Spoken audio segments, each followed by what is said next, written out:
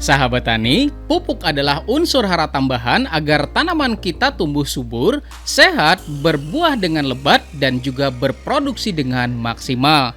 Dan berdasarkan masa usia tanaman, pupuk terbagi menjadi dua, yaitu pupuk vegetatif dan juga pupuk generatif. Maka pada video kali ini saya akan buatkan tutorial bagaimana membuat pupuk generatif yang saya adaptasi dari ilmu jadam organik. Jadi pastikan Anda tonton sampai habis, insya Allah bermanfaat. Mari kita intro terlebih dahulu. BIM!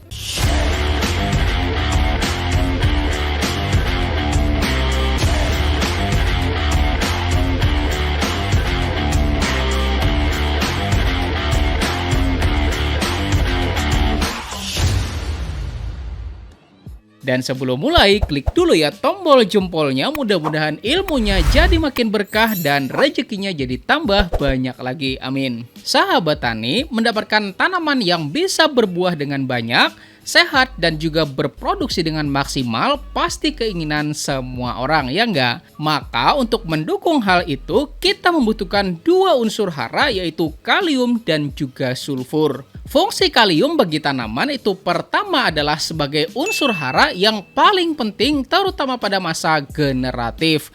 Kemudian yang kedua sebagai aktivator enzim tanaman.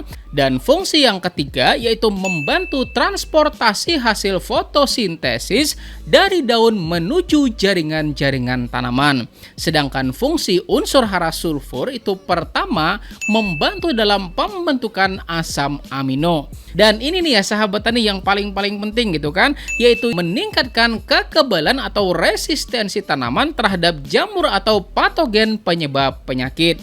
Maka dengan manfaat luar biasa unsur hara kalium dan juga sulfur ini, maka mari kita buat bersama pupuk kalium sulfat yang saya adaptasi dari ilmu jadam organik.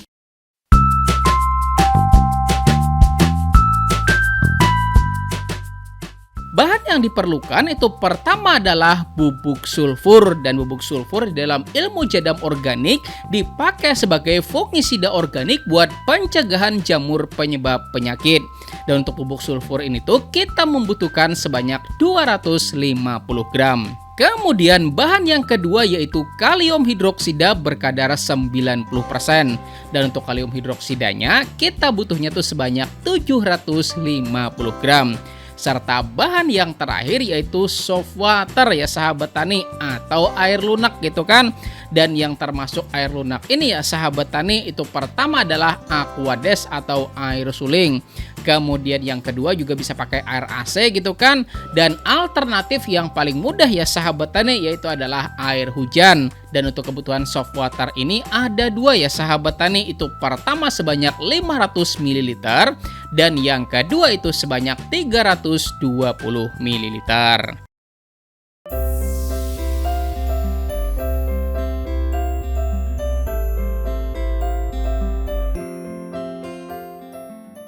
Pertama, kita timbang terlebih dahulu bubuk sulfurnya sebanyak 250 gram.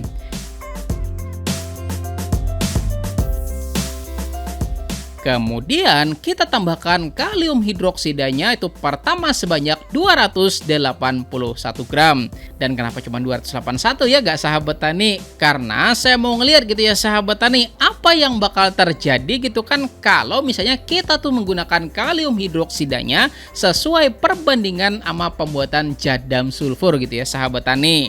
Nah kemudian coba kita tambahin air pertamanya sebanyak 500 ml.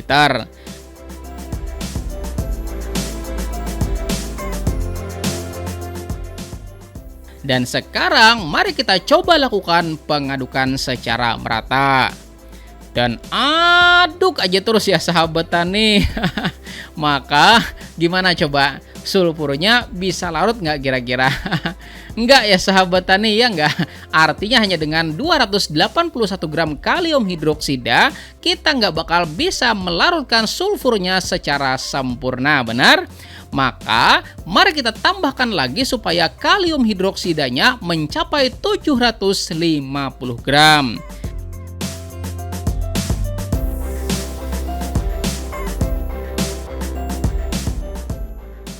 Lalu kita lakukan lagi pengadukan. Nah, lihat sendiri, bubuk sulfurnya mulai larut sempurna. Yeay!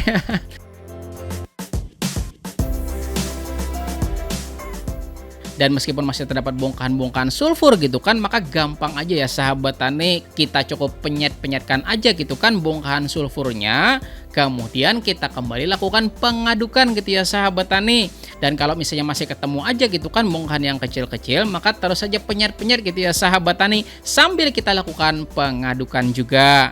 Dan pastikan ya sahabat tani, dalam melakukan pereaksian ini tuh maka hindari alat-alat yang terbuat dari logam.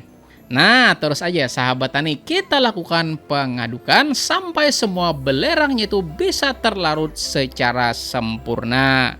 Nah, kalau Anda tahu ya sahabat tani, larutan ini tuh panas banget ya sahabat tani. Nah, coba kita lakukan pengukuran gitu kan. Nah, lihat sendiri ya sahabat tani, suhunya berapa? 86 derajat gitu ya sahabat tani ya kan. Maka mari kita lakukan penutupan terlebih dahulu dan kita biarkan sampai larutan itu menjadi dingin. Dan Anda juga boleh ya sahabat tani melakukan pembukaan sedikit tutupnya supaya ada interaksi dengan oksigen.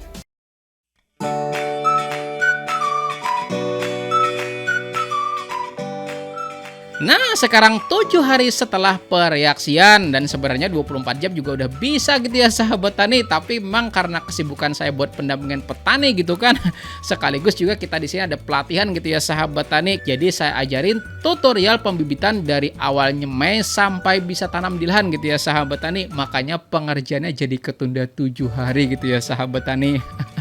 Maka mari kita buka bersama hasilnya. Nah, seperti ini ya sahabat tani hasilnya. Bakalan ada kristal-kristal loh ya sahabat tani di bagian bawahnya. Nah, kelihatan nggak? Dan kristal di bawahnya ini itu namanya adalah kalium sulfat atau pupuk SOP gitu ya sahabat tani. Tapi cairan ini tuh sudah jenuh loh ya sahabat tani, dimana meskipun kita tuh lakukan pengadukan terus menerus, maka kristal SOP-nya juga nggak bakal bisa larut-larut gitu kan. Dan fenomena ini disebut dengan kejenuhan air, sehingga nggak lagi mampu buat melarutkan mineral gitu ya sahabat tani. Maka langkah kemudian baru kita lakukan pengenceran menggunakan air kedua sebanyak 320 ml. Nah, kita tambahkan ya. Lalu kita lakukan pengadukan sampai kristal kalium sulfat pada bagian bawah pupuk buatannya itu terlarut secara sempurna. Maka setelah kristal bagian bawah itu terlarut, artinya siap untuk dijadikan pupuk bagi tanaman kita. Yeay! Nah, sekarang mari kita uji coba melakukan pengujian dosisnya. Nah, kita coba ambil Aquades sebanyak 100 ml. Kemudian kita masukin larutannya sebanyak 0,1 ml, artinya 1 ml per liter gitu ya sahabat tani. Kemudian kita lakukan pengadukan, dan ini tuh harusnya nanti nilai ppm-nya tuh 850 sampai 900-an gitu ya sahabat tani. Dan mari kita coba lakukan pengukuran. Nah, ternyata nilainya 1030 gitu ya sahabat tani.